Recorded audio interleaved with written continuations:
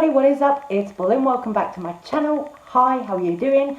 Happy Christmas Eve. Hope you're all getting excited for Christmas, but hey, if you're not, that is okay too. So I'm here, of course, to get into the tea and the drama with you because there's so much going on with a lot of big YouTubers right now. Yeah, even on Christmas, drama channels, we don't get time off because there's always stuff going on the internet. So the first thing I'm going to say is congratulations to Jaclyn Hill, because Jaclyn Hill has just got engaged to her fiance Jordan. Now this is something that I've kind of been waiting for, because I really thought that this was going to happen a while ago when he moved in with her. You know what I mean? I was like, he's going to pop the question, they're going to get engaged, and then it didn't happen, and I was like, it's going to happen. And then look, here we are, Christmas Eve, and Jordan actually proposed to Jaclyn. So he took her on this romantic journey. He was posting about it on his IG stories. Took her on this romantic journey where he was showing her photographs of like their time together, important moments to them, which I thought was really sweet. The way that he proposed, it sounds really, really sweet, really romantic, like something out of a film, you know, that classic sort of wow factor proposal. I think he did good with the proposal, and Jaclyn, of course, said yes. So congratulations to Jaclyn and Jordan on their engagement. You know, whether I like a person or not, whether I think a person has done shady things, which, you know, we all know I talk about Jaclyn Hill sometimes over here. Whether or not I think someone does shady things, I can still be happy for them in their happy moments, you know. So congratulations, Jaclyn. I hope you two will have a lovely wedding and be very happy together. So let's get into some of the tea now. So the first thing tea-wise that I want to get into is Shane Dawson being on The Sip, which is, of course, Ryland, his fiance's podcast. Ryland and Lizzie, their podcast. I love this podcast. I watch it myself. I am a fan. So I watched the podcast, and there's a lot of kind of deep shit that was revealed in this podcast from Shane Dawson. One moment when Ryland asked Shane, what are you doing to set boundaries now? Wow. And then the next is for next year, so you can get prepared with how involved you are in productions. Boundaries. I think I did good this year. I mean, I had a lot of challenges with everything. How do I answer this? I had a lot of okay. Wait, when was that? Sorry, I'm trying to remember. Okay. Sorry, I was trying to remember a specific moment that happened that was like a low for me, but that was actually 2020. And that was really telling because, you know, Shane then went into this whole thing about how he had helped other YouTubers that people don't know. So he wasn't talking about people like your Trisha Paytas, Jeffree Star. You know, when he was talking about people making thumbnails for him and everything else, he said it's nobody that, you know, the public, we would know. But, you know, he said it was people that he'd never met as well. So it's really weird. It was quite kind of ambiguous because Shane didn't actually say who it was that he was talking about. But he said it wasn't tea, but really it kind of is, because it revealed a lot about Shane, about his mental state since 2020. So saying that, like, he's learnt to set boundaries with people when he would text back immediately but now doesn't to certain people, you know, it's going to get people thinking, it's going to get people speculating, because of course people are going to start talking about Garrett Watts, you know, people are going to start talking about Andrew, who was always there editing with Shane. People are going to talk about the people who surrounded themselves with Shane Dawson, Trisha Paytas, Jeffree Star. You know, although Shane and Jeffree, I think, are still friends, but people are going to talk about who Shane is actually talking about here, because he's been around a lot of big YouTubers. Although he's saying it's none of them, you know, it's only natural that people are going to start to sort of speculate and think, well, who is it? Who's he talking about? You know, but I thought this was a real kind of step forward for Shane, because he actually spoke about how he felt kind of mentally since 2020, when he went through that whole entire huge kind of cancellation when the whole internet came for him, he said he felt like everybody turned on him, you know, and it's quite a deep thing to get into, really, you know, saying he felt like people turned on him, people had used him. That's what it felt like he was saying to me. You know, people had taken advantage of him, people had used him, people had turned on him. You know, that is what Shane was saying. So it's like, okay, this is kind of ambiguous. You're not saying who it is, but you're saying that people have taken advantage of you, like taken advantage of your nature. But you're not going to give us the real tea on who it actually is. So I was like, okay. All right, Shane, you know, I love Shane Dawson. I love his content.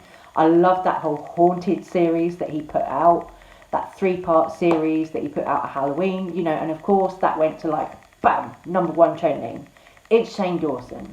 Shane Dawson, king of YouTube, so it will do, right?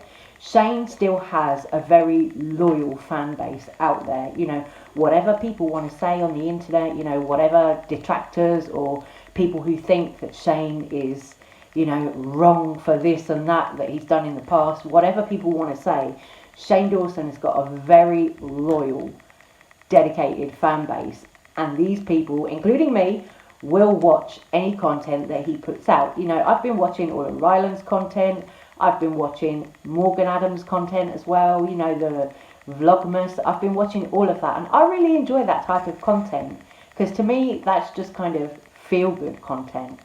So for Shane to open up, I thought was kind of brave, actually, because he opened up and he actually talked about how he felt since 2020, that he actually didn't want to keep going on YouTube, for one, and that he actually hadn't really made any plans past 2020 because he just didn't know if he was going to be here or not, you know, and that's real talk.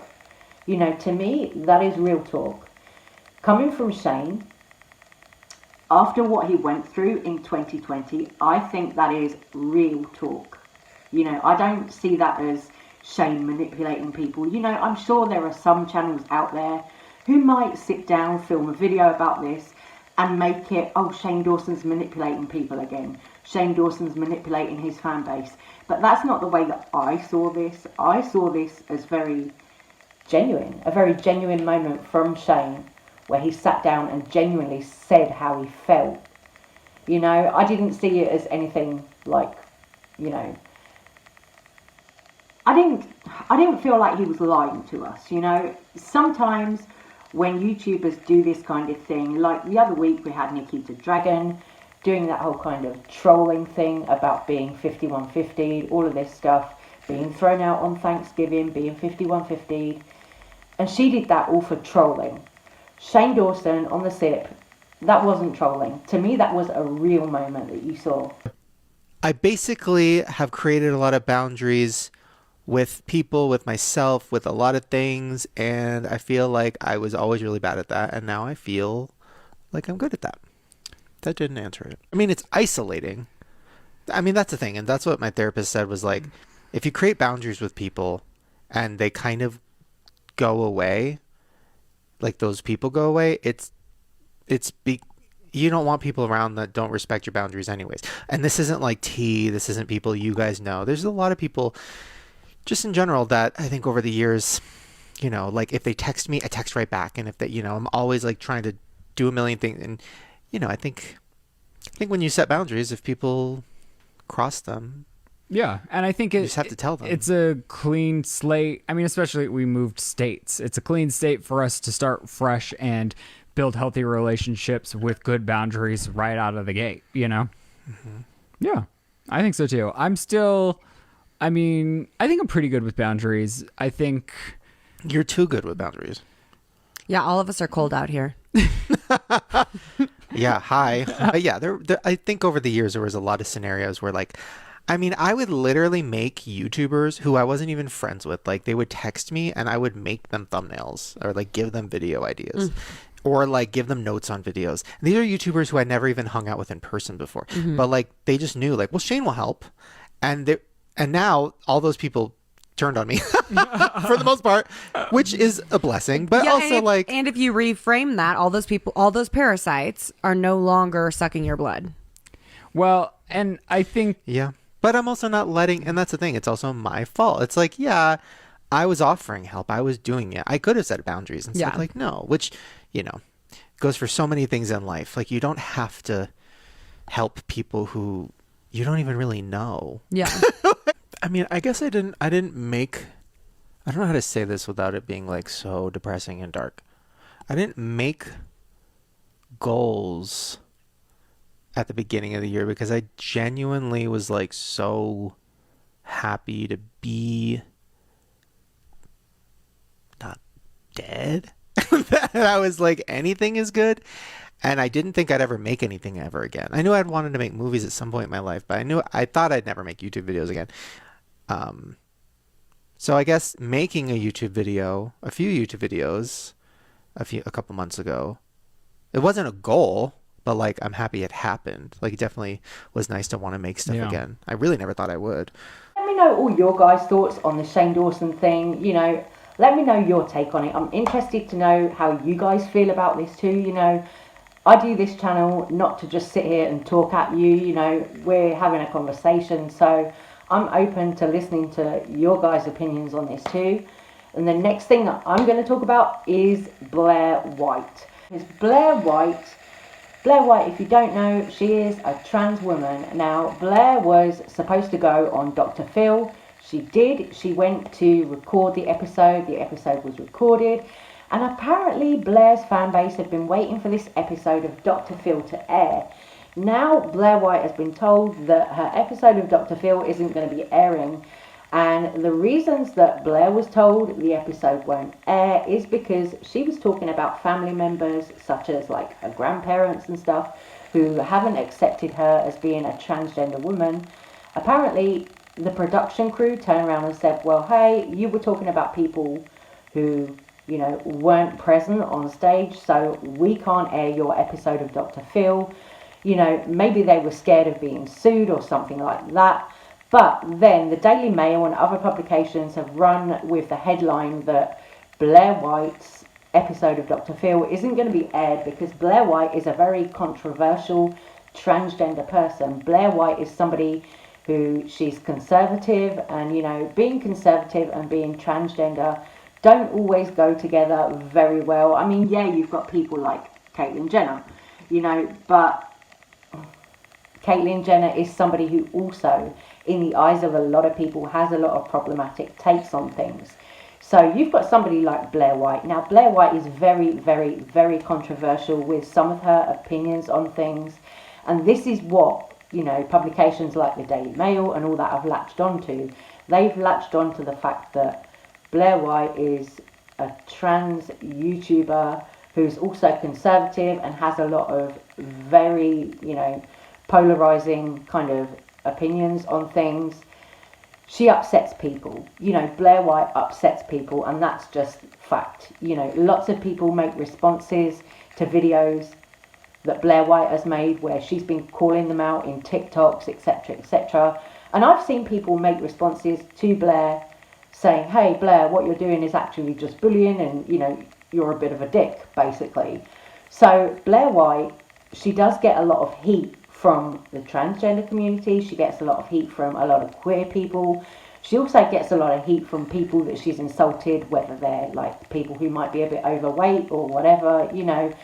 She's a funny one. She's very controversial, and I can see why, a TV show like Dr. Phil might have a little bit of a problem with airing an episode if they think that there's a chance they could get sued by, Blaire's family members who possibly don't accept her for being trans. It's sad if they don't, but plenty of queer people are in this situation where, our families don't actually know the real us. Plenty of us are in that situation. They don't accept us or they don't know the real us. Sometimes families will learn and grow with, their queer child or their trans child, but sometimes they don't.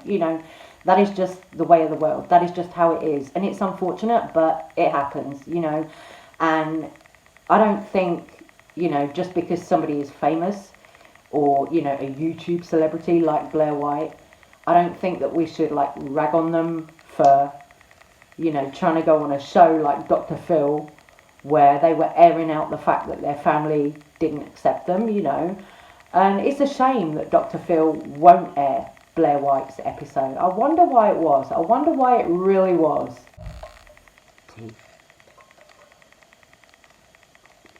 The last thing that I want to get into in this little video is Nikocado Avacado. Bless his heart. I love Nikocado Avacado. I don't know why, but the dude just has me rolling. He makes me fucking die. He makes me laugh, and I'm here for it. Every time I switch on a Nikocado Avacado video, I know what I'm getting into. I know it's going to be funny as shit. I actually really think he is an amazing, amazing comedian. I think he's got brilliant comedic skill, and I love it. Every time, turn on one of his videos, I am just laughing all the way through it. He genuinely is one of the funniest YouTubers out there, in my opinion.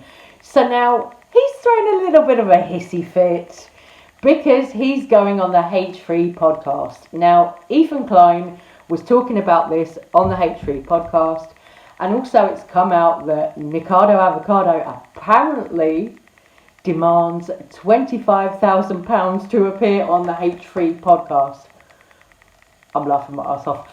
Either way, whether this is true or false, I think this is fucking hilarious, because I just find Nikocado Avacado hilarious. He is somebody who just makes me laugh, period. Here we go. Listen to this. Some internal negotiating going on. We've been haggling a little bit on the conditions, I'll be honest. I say this with peace and love. He's a little bit of a diva. What's so funny, Hildy? A-list celebrities on this show. Yeah. I've never had some of the requests on me that he's made. But he is a superstar. Yeah, he is a superstar, and we love him. We're interested in him. We want him here. So we have reached terms. We have reached an agreement for him to come in January. I genuinely Clap, Ashley. Nick. I find him fascinating. I find him funny. And I find you rude. How dare you? How dare you say to all your subscribers that I'm a diva, that I've had to negotiate, that I'm having all these extra terms, and I'm, blah, blah. Is that necessary to say to anybody? He's already looking to start conflict. I don't have to go on your show. I really don't. And then you see all these other channels because of the first line. This is how he's introducing me, right, to his people. Then you have all these channels like Nicocado's getting out of hand. Nicocado's just such a diva. He's asking for all this stuff. Excuse me, I was honest and upfront, and I said, listen, if I'm going to go do all these things and fly halfway across the country, I'm not doing it on my dime. For what? And all these people in the comments saying, it's really inappropriate for him to ask for all this stuff. It's just so effing gross. He's doing all this stuff for clout. He should be grateful. I get more views than them. Let's go to my main channel, actually. Listen, Ethan, I think you're really nice. Okay, I like Hildy too, even though I think she's a little too afraid of food, but whatever. They're probably just trying to get you healthy. We'll ask that in person when I'm there. But come on. I'm not saying it. You made a video about me talking about my weight, my physical appearance, yada, yada, yada. And then you're like, well, he's really funny. Let's get him here. So if I'm going to ask to have some type of payment, he's asking more than any A-list celebrity. Oh, really? Oh, really? You think celebrities are going on your podcast for free? You think people believe that? What do they get? They're only benefiting you if they're really celebrities. People get paid for their time. Oprah Winfrey charges $500,000 for a speech. Barack Obama charges $800,000. Hillary Clinton got a lot of she was $400,000. Obviously, I'm not any of those people. But a couple $1,000, and this is just like too much, and I'm going above and beyond. I don't owe you nothing. I get more views than you. I'm doing my own business. I will watch whatever he does because I find him that funny. But a lot of people have got a problem with him because of his weight and because of how he promotes eating all this junk food and everything like that. But to be honest, I just find the dude hilarious. You know, I can't help it. Like, you know, people have compared him to Eugenia Cooney and said, oh, hey, isn't Nikocado Avacado just as damaging as somebody like Eugenia Cooney? Now, I personally don't think that Eugenia Cooney is damaging being on YouTube. You know, I don't see a problem with Eugenia Cooney being on YouTube. A lot of people do. A lot of people have this kind of mindset and this belief that Eugenia is somehow, you know, going to poison the minds of a young generation of people, that she's encouraging a young generation of people to develop eating disorders. You know, a lot of people do feel like that. I personally don't, because I think what you watch is your responsibility. I think if you're triggered by something, then I don't think you should watch it. You know, it's as simple as that. And I think if you're a parent of a young child, I think you're the one who's responsible for what your child watches on the internet. I think you need to take control and be like, okay, well, you're not watching that because I think that's kind of bad for you. You know, you as the parent need to step in and be like, no, okay, this is okay or this isn't okay. You as a parent need to control what your young child is, you know, consuming. But a lot of people have a problem with her, and then a lot of people have a problem with Nikocado Avacado too, because they say, oh, he's promoting obesity. So you've got, you know, both ends of the spectrum here. You've got Eugenia, who's promoting, you know, eating disorders apparently, and then you've got Nikocado Avacado, who's promoting another kind of eating disorder apparently. It's like, just let people be people. You know what I mean? I find all this a little bit much, because to me, as I said, Nikocado Avacado, I find him funny. I find him to be a comedian, and it brings me joy to watch his videos. Honestly, it does. But then Eugenia Cooney, I see Eugenia Cooney doing things like cosplay, doing makeup, you know.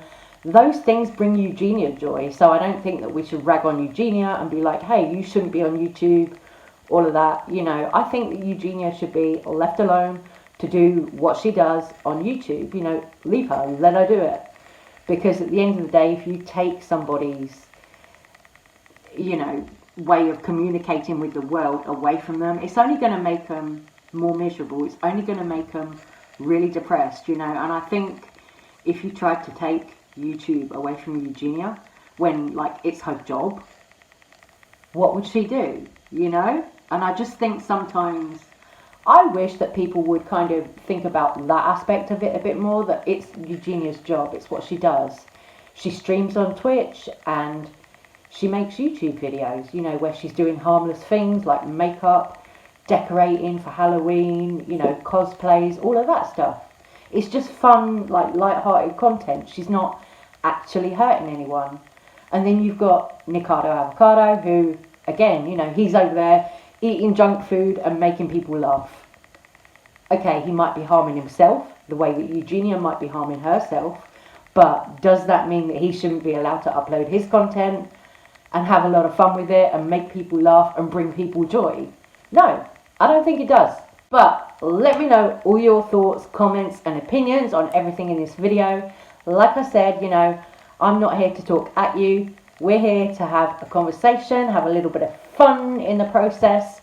So guys, I'm going to say Merry Christmas. I hope you all have a great day today, tomorrow, you know, all of that. I hope you have good holidays, you know, if you're not working and stuff. But I know that sometimes this can be a challenging time for people, because as a queer person myself, you know, I've always been kind of under a microscope with my straight family, you know. It can be very challenging when you're distant from your family members like I am, you know, you don't have that like real close bond with anybody in your family, you know. It can be challenging, and it's always a bit of a kind of weird time, because you've got people all over social media posting stuff like with their big family gatherings and drinks and food and all this. It can be real hard, you know, it can be really challenging, but, you know, if you're alone, then, you know, you're not alone, you know, you're not alone, because there are other people out there, I assure you, who feel just the same way about this time of year as you do. it's perfectly normal to feel like shit at this time of year. You know, it's perfectly normal to feel a bit down. But, you know, stay strong, guys. We will make it. Be another month soon, you know, and all of this will be done with. So I'm going to say, love you guys. Thank you so much for watching, and have a lovely holiday, whatever you're doing today, tomorrow,